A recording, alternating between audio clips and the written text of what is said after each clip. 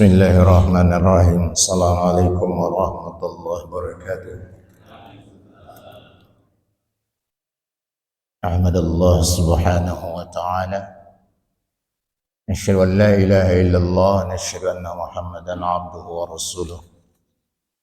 Allahumma salli wa sallim ala Muhammad wa ala alihi wa ashabihi ajma'in, amma ba'd. قال الله تعالى في القرآن الكريم أعوذ بالله من الشيطان الرجيم يا أيها الذين آمنوا كتب عليكم الصيام كما كتب على الذين من قبلكم لعلكم تتقون وقال أيضا لو أن أهل القرى آمنوا واتقوا لفتحنا عليهم بركات من السماوات والأرض الآية. Sidang jamaah salat maghrib rahimahullah. Alhamdulillah sampai hari ini kita semua sehat walafiat. Sore ini kita juga masih diberi kekuatan, diberi kesempatan oleh Allah menghadiri kajian rutin ini. Mudah-mudahan ini mendapatkan ridha dari Allah Subhanahu wa taala. Amin ya rabbal alamin. Kapan hari saya diminta tema, saya sudah kasih. Temanya gapai keutamaan Ramadan. Kayaknya kita perlu untuk membicarakan ini. Berapa hari lagi kita masuk Ramadan? Insyaallah saya tidak tahu, mungkin tanggal 18 itu sudah awal Ramadan. Nggak tahu sama-sama atau tidak, saya juga nggak ngerti, nanti kita lihat perkembangannya. Jamaah yang saya muliakan, Ramadan ini kan datang mengunjungi kita setiap tahun. Kadang dia pergi dengan membawa kesan baik, kadang juga tidak membawa kesan apa-apa buat kita gitu ya. Itu barangkali tabiat kita Ramadan dan kita menganggap biasa saja karena setiap tahun dia datang buat kita. Saya ingin mengatakan bahwa Ramadan ini adalah bulan yang penuh keutamaan dari awal sampai akhir. Ada sebuah hadis yang sering dibawa itu awwaluha rahmah. Awal dari Ramadan itu adalah rahmat. Wa awsatuha maghfirah. Tengah-tengahnya itu adalah ampunan Allah. Wa akhiruha itqum minan nar. Tahap akhir dari Ramadan itu adalah pembebasan dari api neraka.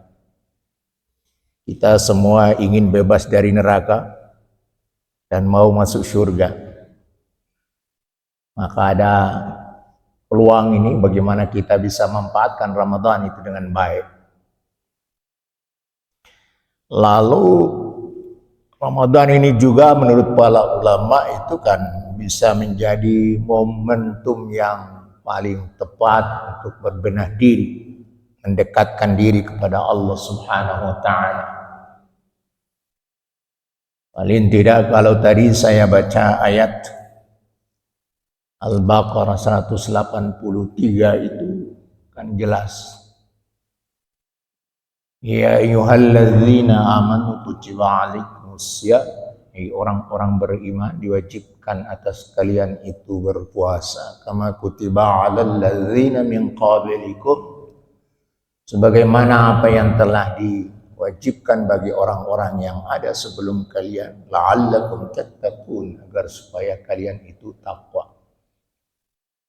Saya sering mengingatkan di dalam Islam ini tidak ada lagi tingkatan yang lebih hebat daripada takwa itu. Itu sudah puncaknya apa?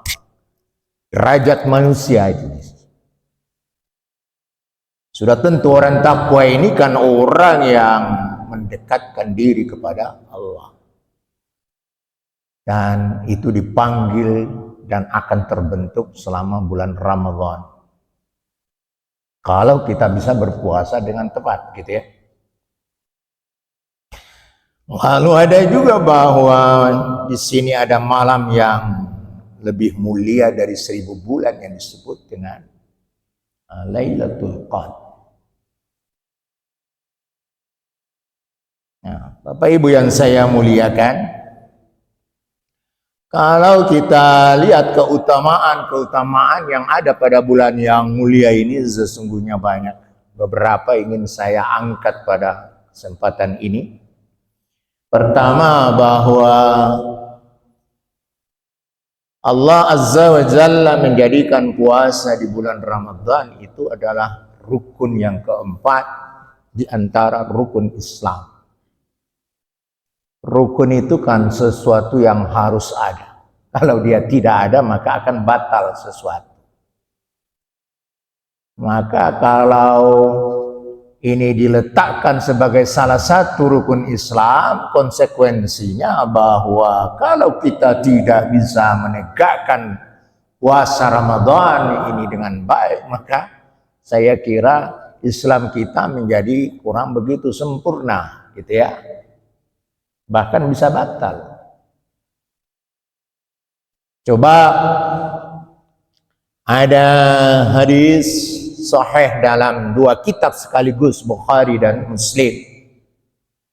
Itu disebutkan an Ibnu Umar radhiyallahu anhu anin Nabi sallallahu alaihi wasallam qala buniyal Islam ala khams.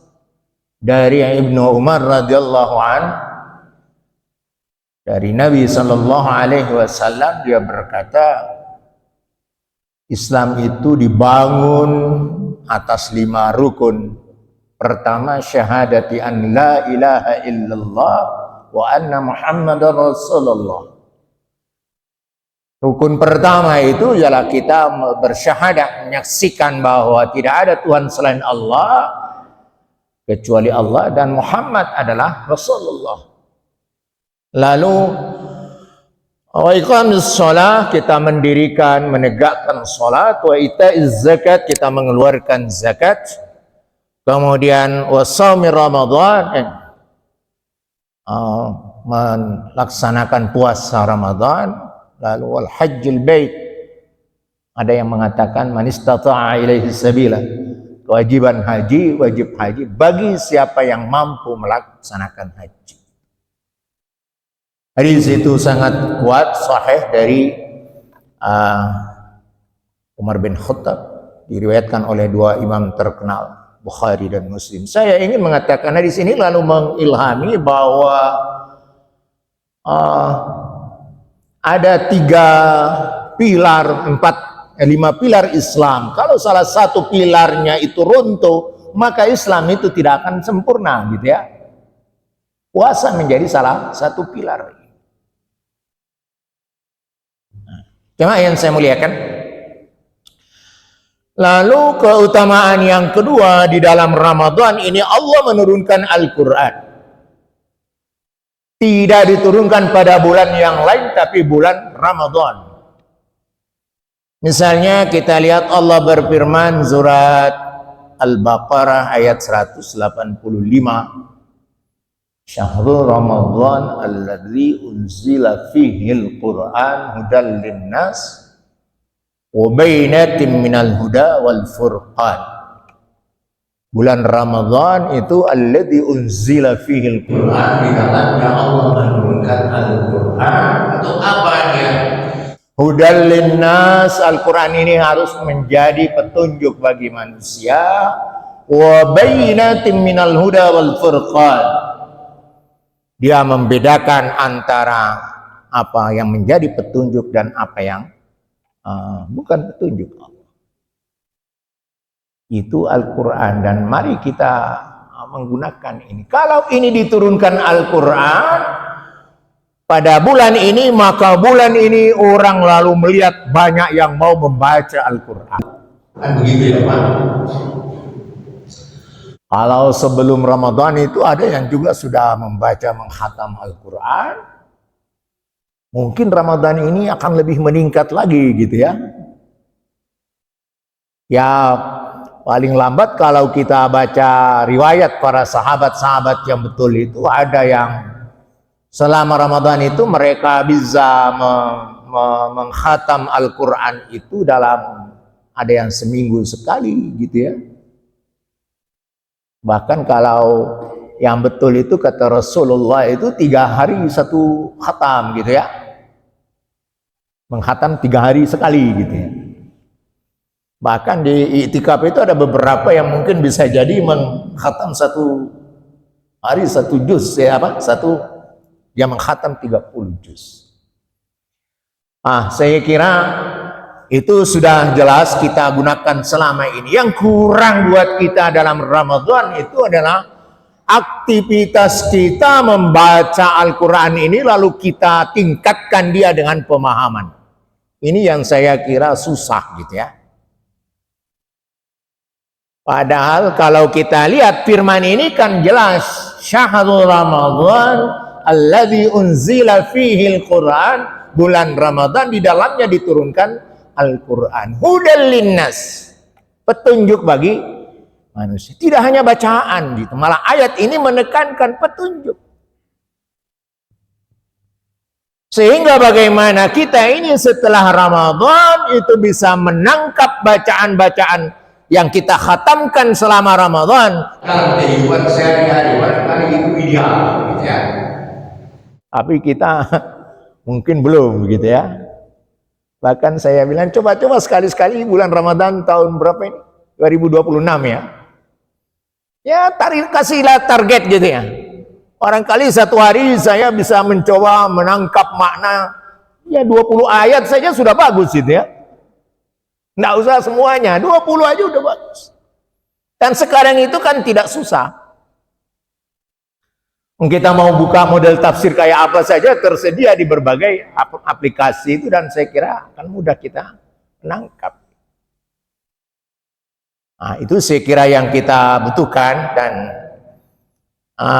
saya kira manusia yang mampu bisa menangkap, meraih, bisa menangkap kandungan Al-Quran dalam Ramadan, nanti dia keluar dari Ramadan, dia akan menjadi penuntun dalam kehidupan sehari-hari. Ini yang kita inginkan. Dan kita yakin itu. Hadza kitabun anzalnahu mubarak. Kitab Al-Quran ini diturunkan dengan penuh keberkahan. Ya. Fattabi'uh, maka ikutilah, wattaquh, dan bertakwalah kamu kepada Allah, la'allakum turhamun. Kalau itu kamu lakukan, insya Allah kamu akan mendapatkan rahmat dan kasih sayang. Itu pesan langsung Allah itu. Tapi kita kan kadang-kadang juga tidak terlalu mau menaati ini, mematuhi ini dengan baik gitu ya. 1-2 kita ini kan bahkan malah sering mengutamakan pandangan orang, apalagi ahli-ahli gitu, daripada Al-Quran. Sehingga saya kira kehidupan kita ini juga jadi agak serba kacau juga gitu ya. Nah, pikiran manusia itu kan tidak bisa kita samakan dengan firman Tuhan gitu ya. Pikiran manusia itu dia punya keterbatasan. Apapun dia, ulama sekalipun, kiai sekalipun, tetap kalau namanya pikiran itu dia punya keterbatasan. Tidak bisa disamakan dengan firman Allah, Al-Quran atau Al-Hadis. Ini barangkali yang kita butuhkan dalam landingkan ayat-ayat Al-Quran. Lalu kapan itu diturunkan? Inna anzalnahu fi lailatul qadr.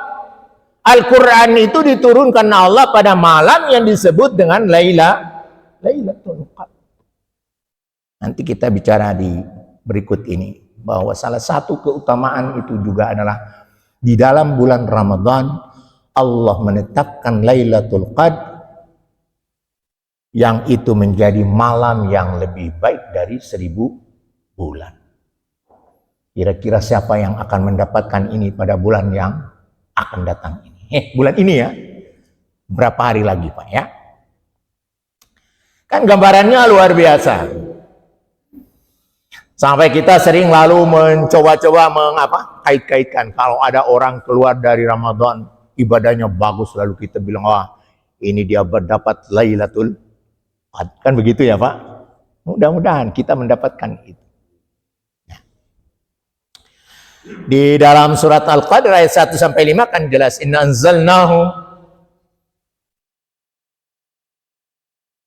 anzalnahu fi lailatul qadr. Wa ma adraka ma lailatul qadr. Lailatul qadri khairum min alfi syahr. Tanazzalul malaikatu warruh fiha biizni rabbihim min kulli amrin salam. Hiya hatta matla'il fajr. Ya, sesungguhnya kami telah menurunkannya Al-Quran itu pada malam kemuliaan. Dan tahukah kamu apakah malam kemuliaan itu? Wa ma adraka ma lailatul qadr. Lailatul qadr khairum min alfi syahr. Lailatul qadr itu lebih baik dari 1000 bulan. Nanti kita hitung-hitung. Saya sendiri mengatakan, ini kalau kita dapatkan itu maka seumurnya manusia itu. Coba kalau kita hitung barangkali ini sekitar usia 84 tahun, Pak. 1000 bulan itu. Nanti tinggal dibagi ya.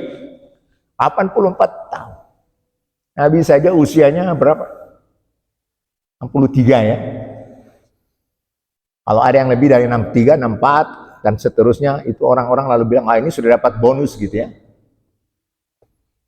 Saya sudah 70, berarti bonus saya juga banyak gitu ya. Tapi rata-rata itu ya 60-an sampai 70 kalau kita lihat hadis Nabi gitu ya. Nah, lalu ini menarik. Khairum min alfi syahrin tanazzalul malaikatu warruh fiha biidzni rabbihim min kulli amrin salam hiya hatta matla'il fajr. Malam itu luar biasa. Allah menurunkan malaikat-malaikat Allah atas izin Allah. Mereka membawa berbagai urusan. Malam itu penuh kesejahteraan sampai dengan terbit fajar. Saya bilang, gapai keutamaan ini, caranya gimana? Saya bilang, kalau sampean mau sederhana saja, enggak usah macam-macam, sudah. Setelah mulai awal Ramadan sampai akhir Ramadan, sampean khusyuk beribadah, insya Allah mesti dapat, gitu ya. Halo? Enggak usah tunggu-tunggu 10 hari terakhir, gitu ya. Kita punya kebiasaan itu ya, memang ada hadis gitu ya, bahwa Lailatul Qadr itulah asyrul awakhir min Ramadan, 10 hari terakhir dari bulan Ramadan. Ada hadis lagi yang kemudian lebih menukik, mengatakan hari-hari ganjil saja. Kemungkinannya di situ gitu ya. Oh, saya perhatikan memang orang Malang ini cerdas gitu ya. Hari pertama sampai hari ke-20 itu jarang ke masjid. Tapi begitu hari 20 sampai sampai hari terakhir, apalagi hari-hari genap, masjid penuh. Karena cari Lailatul Qadar. Sampai lihat kalau di alun-alun itu sampai penuh di mana-mana. Tapi penuhnya malam ganjil itu. Saya itu sering merenung, kok enak banget sampean itu. Ada 1 sampai 20 hari tidak pernah serius, tapi seriusnya hanya 21 sampai 30, lalu di sana mengharapkan terjadinya Lailatul Qadar. Kayaknya kurang begitu pas itu. Kayaknya loh Pak, kayak itu kan bisa iya, bisa tidak. Dan dibandingkan, kalau ada jamaah masjid Miftahul Jannah ini yang mulai awal Ramadan sampai akhir Ramadan, dia serius di sini, sambung dengan itikaf, mesti jelas salah satu hari di situ mesti ada Lailatul Qadar. Maka raihlah. Ini luar biasa. Lailatul Qadri khairum min alfi syahr. Lailatul Qadri itu lebih baik dari 1000 bulan. Saya tadi mengatakan usia kita 84 tahun. Kalau lihat bulan ini, siapa mendapatkan? Ada tandanya macam-macam. Saya bilang, belajar tanda tanya bolehlah, tapi jangan jadi orang malas gitu ya. Saya khawatir nanti karena hadis tadi lalu kita aktif Ramadan penuh dengan kebaikan-kebaikan itu hanya 10 hari terakhir saja. 10 hari asyrul awakhir, lalu hari-hari ganjil gitu ya. Sudah 10 hari terakhir, ambil hari ganjil lagi. Ini hebatnya manusia kita ini, Pak. Kenapa tidak start sejak awal gitu ya? Kan mesti ada salah satu kita dapat di sana. Ini dia. Bapak Ibu yang saya muliakan, maka saya bilang kalau kita ingin menggapai keutamaan ini, mari kita coba. Kalau kebiasaan dengan 10 hari terakhir, barangkali kita tingkatkan 30 hari aktif kita, mesti dapat. Insya Allah. Saya tidak usah bicara tanda-tanda, nanti tanda-tandanya kan manusia kan sering juga macam-macam gitu ya. Nanti kalau habis puasa Ramadan, hari raya, lalu baru 2-3 hari sudah dapat musibah berat, lalu mulai, wah itu kemarin cari Ramadan katanya dapat Lailatul Qadar, kok dapat susah gitu ya. Macam-macam. Di dalam surat Dukhan Allah mengatakan, inna anzalnahu fi lailatin mubarakatin inna kunna mundirin. Sesungguhnya kami menurunkannya pada suatu malam yang diberkahi, dan sesungguhnya kamilah yang memberi peringatan tentang Lailatul Qadar. Yang tahu persis Allah, kita hanya mencari kemungkinan. 10 hari terakhir itu pun kemungkinannya lagi adalah hari-hari ganjil. Saya bilang, sudah, kalau mau yakin awal sampai akhir dengan kondisi yang prima aktif dalam bulan Ramadan, mesti kita akan menggapai apa yang disebut dengan Lailatul Qadar. Lalu yang berikut kita lihat lagi, ada hadis Rasulullah itu kan menarik yang terkait dengan soal Lailatul Qadar ini. Bulan Ramadan telah tiba menemui kalian, bulan penuh barokah. Allah wajibkan kepada kalian itu berpuasa. Pada bulan itu pintu-pintu langit dibuka, pintu-pintu neraka jahim ditutup, setan-setan durhaka dibelenggu. Lalu padanya Allah memiliki malam yang lebih baik dari 1000 bulan. Siapa yang terhalang mendapatkan kebaikannya, maka sungguh dia terhalang mendapatkan kebaikan yang banyak. Ini kata hadis Nabi. Kalau sampai ada orang yang tidak mendapatkan Lailatul Qadar, maka Rasulullah mengatakan, maka orang ini kehilangan kebaikan yang sangat banyak. Maka daripada spekulasi, saya bilang masuk sajalah. Paling tidak 10 hari terakhir luar biasa, tapi lebih luar biasa lagi kalau 30 hari. Itu mesti akan mendapatkan kebaikan. Di dalam hadis yang lain yang diriwayatkan oleh Imam Muslim disebutkan itu, man qama Lailatul Qadri imanan wa ihtisaban ghufira lahu ma taqaddama min dzambi. Rawahul Bukhari wa Muslim.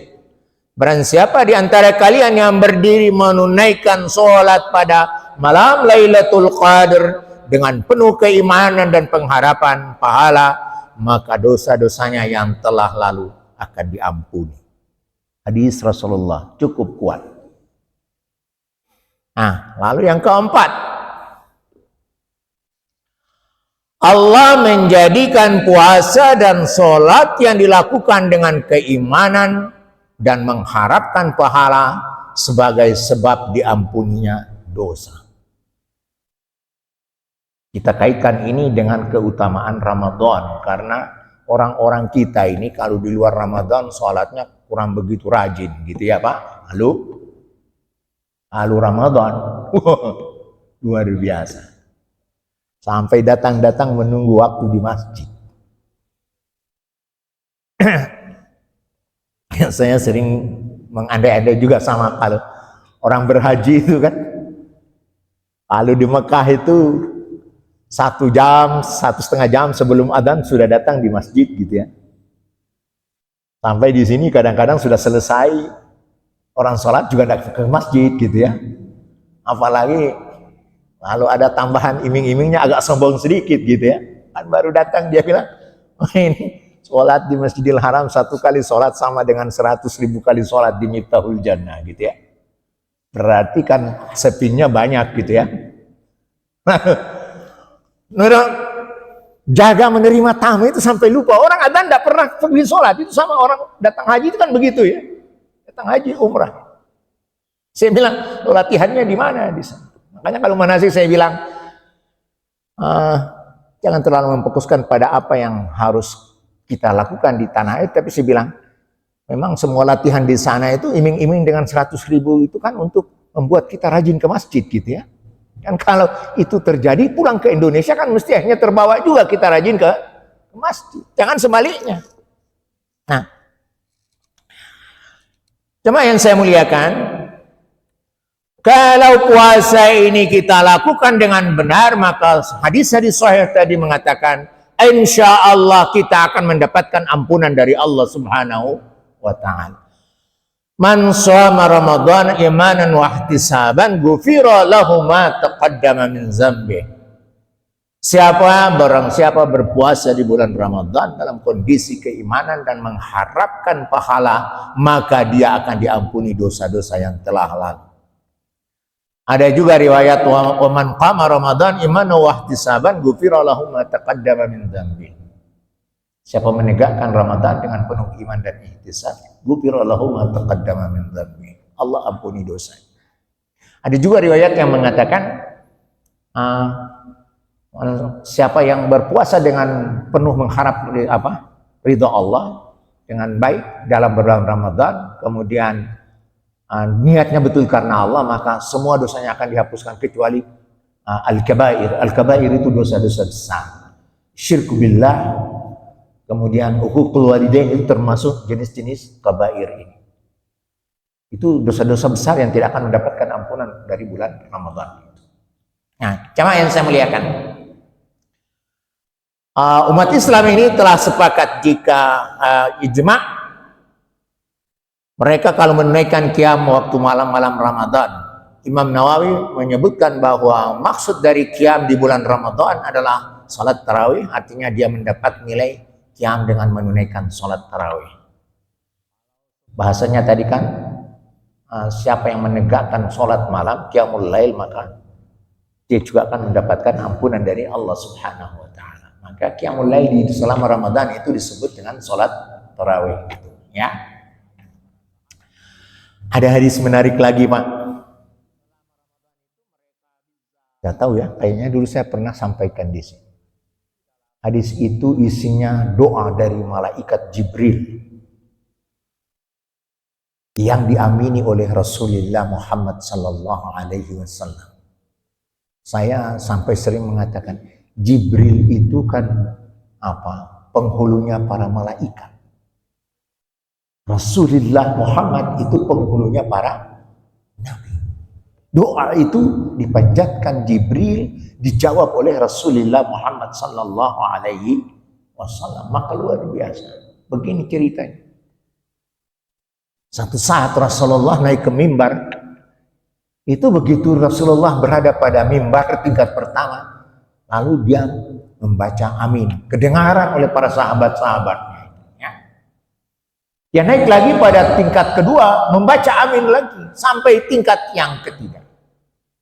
Begitu Rasulullah selesai dari berkhutbah, lalu para sahabat bertanya, ya Rasulullah, kali ini rupanya agak istimewa. Kami tidak pernah mendengar sampean membaca amin ketika akan berkhutbah. Tapi tadi kok sampean baca 3 kali. Maka Rasulullah menjawab, betul, saya tadi membaca amin itu karena ketika saya berada pada tingkat pertama mimbar itu, Jibril datang, lalu dia berdoa. Doanya itu, syaqiya abdun, celaka seorang hamba, adraka Ramadan falam yughfar lahu. Dia diberi kesempatan oleh Allah untuk menikmati bulan Ramadan, tapi sampai bulan Ramadan itu meninggalkan dia, lam yughfar lahu, dia tidak mendapatkan ampunan dari Allah Subhanahu wa Ta'ala. Ini persoalannya lalu jadi menarik. Nah, lalu amin yang kedua kata Rasulullah, tadi Rasulullah Jibril datang berdoakan, syaqiya abdun, celaka seorang hamba. Siapa? Yang diberi kesempatan untuk hidup bersama kedua orang tuanya, tapi kesempatan itu tidak membuat dia masuk surga. Ini berarti orang yang durhaka kepada kedua orang tua, maka dia celaka. Dijawab oleh Nabi, amin. Yang ketiga, Kata Rasulullah, Jibril mengatakan, ada orang yang celaka, yaitu orang yang mendengar namamu diucapkan di sampingnya, tapi dia tidak membaca sholawat. Maka Rasul menjawab, amin. Bapak Ibu, saya ingin mengatakan, mari kita coba melihat ini. Kenapa berdasarkan hadis ini, kalau kita puasa dengan penuh iman dan ihtisab, ghufira lahu ma taqaddama min dzambik.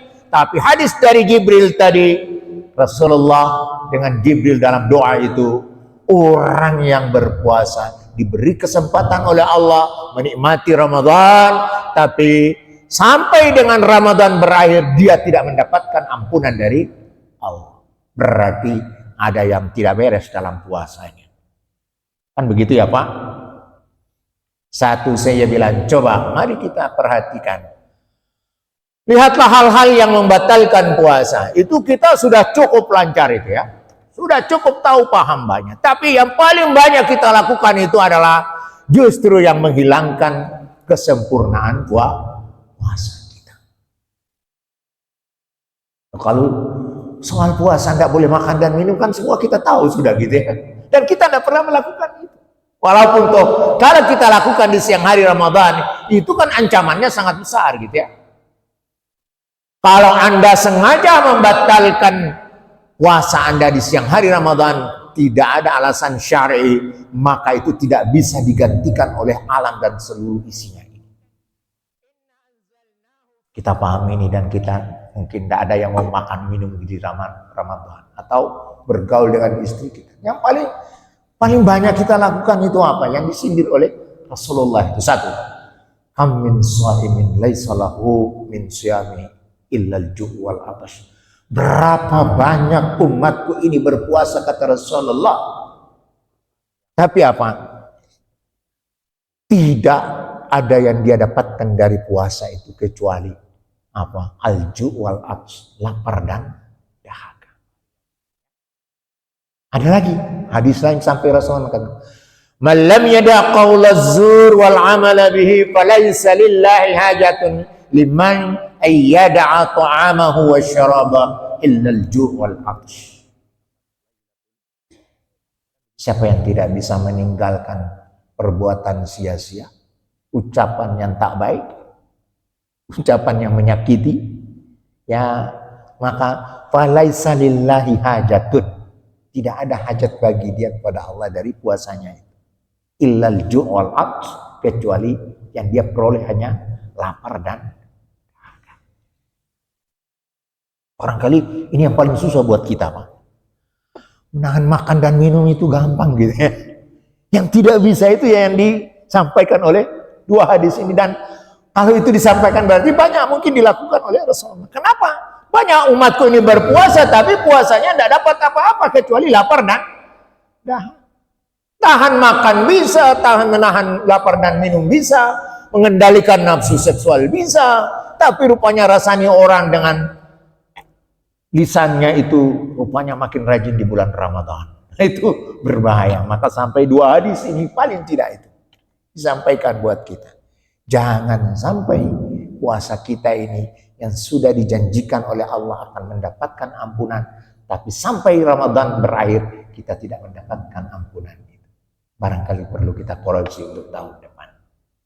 Saya kira itu ya yang harus kita perhatikan. Lalu ada lagi yang mengatakan bahwa keutamaan Ramadan ini kan bulan investasi amal kepada Allah. Di bulan Ramadan membuka pintu-pintu surga, kemudian menutup pintu-pintu neraka, dan membelenggunya setan-setan.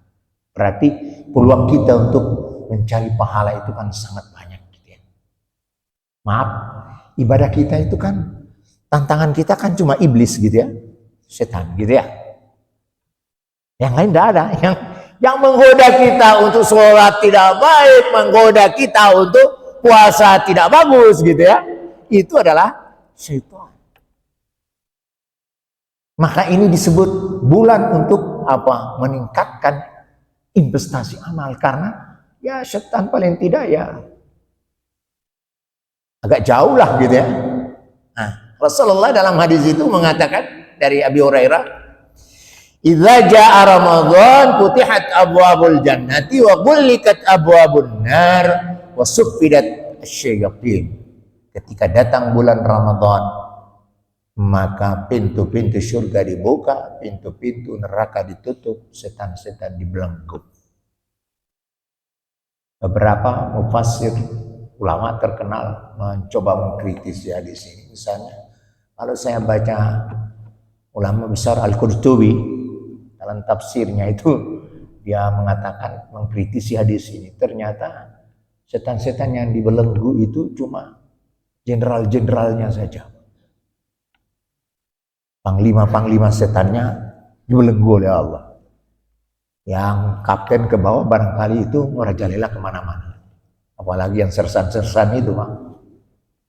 Dia datang ke masjid Miftahul Jannah, datang ke masjid-masjid mana saja datang. Di rumah ya dia datang menggoda kita berpuasa untuk bisa puasa kita menjadi rusak. Karena setan paling tidak mau kalau puasa seorang mukmin itu berhasil kan.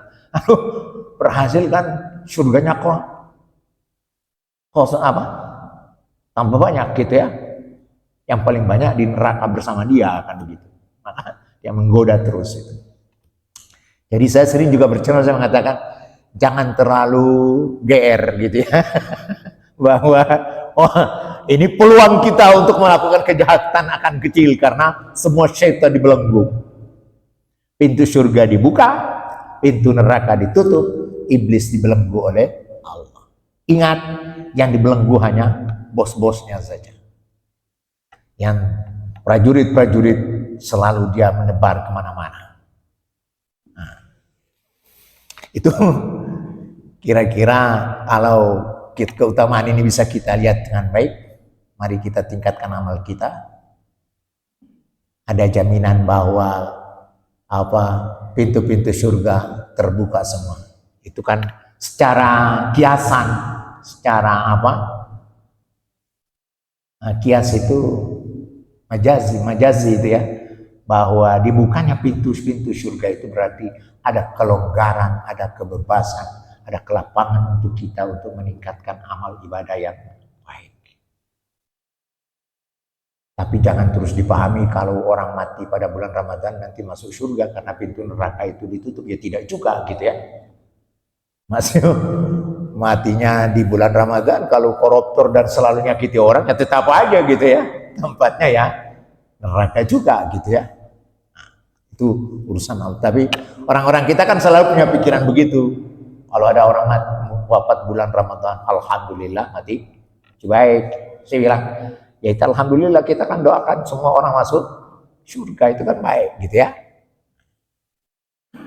Tapi mari kita pahami ini secara majazi, kias, bahwa futihat abwabul jannah itu dimaknai bahwa Allah membuka kemudahan buat kita secara luas-luas untuk bisa meningkatkan amal ibadah kita dan kita lebih dekat kepada Allah Subhanahu wa taala.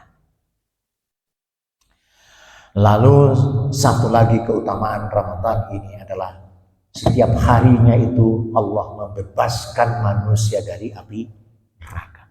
Tidak ada di bulan lain kecuali pada bulan Ramadan. Setiap hari ada. Pada setiap malam bulan Ramadan Allah bebaskan dari siksa neraka. Misalnya kalau kita lihat hadis dari Imam Ahmad, ada juga hadis dari Abu Umamah sama menjelaskan ini. Pada setiap waktu berbuka Allah ada orang-orang yang dibebaskan dari siksa neraka. Imam Al-Munzir berkata bahwa sanad hadis ini tidak begitu bagus, tapi oleh Albani hadis ini lalu disahihkan. Artinya berarti hadis itu sahih, kuat. Ada lagi diriwayatkan dari Bazzar, hadis dari Abu Sa'id itu mengatakan, Innallah tabaraka wa ta'ala itqa'um fi kulli yawmin wa laylatin, yani fi Ramadan. Wa inna li kulli muslimin fi kulli yawmin wa laylatin da'u mustajabah. Sesungguhnya Allah tabaraka wa ta'ala memberikan kebebasan dari siksa neraka pada setiap malam, yakni pada bulan Ramadan, Dan sesungguhnya setiap muslim pada waktu siang dan malam memiliki doa, dan kalau dia berdoa maka mustajab. Doa itu akan diijabah oleh Allah Subhanahu wa ta'ala. Itu sekilas 6 keutamaan bulan Ramadan. Dan mudah-mudahan paling tidak kita semua pada malam hari ini bisa mendapatkan 6 keutamaan. Ada 12 keutamaan kalau catatan saya ini, Pak. Yang lain-lain nanti kapan-kapan saja. Waktu kita sudah tinggal beberapa hari. Dan waktunya saya ceramah juga sudah selesai. Kalau ada 1-2 mau sharing silakan sebelum adzan Isya ya, Pak. Tidak apa-apa ya, Pak. 1-2 saja. Barangkali ada, Pak. Kalau tidak ada bisa kita akhiri saja. Nanti yang lain-lain tanya sambil apa? Bercakap-cakap setelah sholat. Barangkali begitu ya, Pak. Kurang lebih saya mohon maaf. Semoga apa yang saya sampaikan pada malam hari ini bisa menjadi renungan bermakna buat saya dan jamaah semuanya. Utamanya semua kita mengharapkan Ramadan kita pada tahun ini harus lebih baik daripada tahun yang sebelumnya. Kita coba untuk melihat beberapa keutamaan ini, siapa tahu bisa menjadi sebuah motivasi buat kita untuk menjadi Ramadan lebih baik. Wabillahi taufiq wal hidayah. Wassalamualaikum warahmatullahi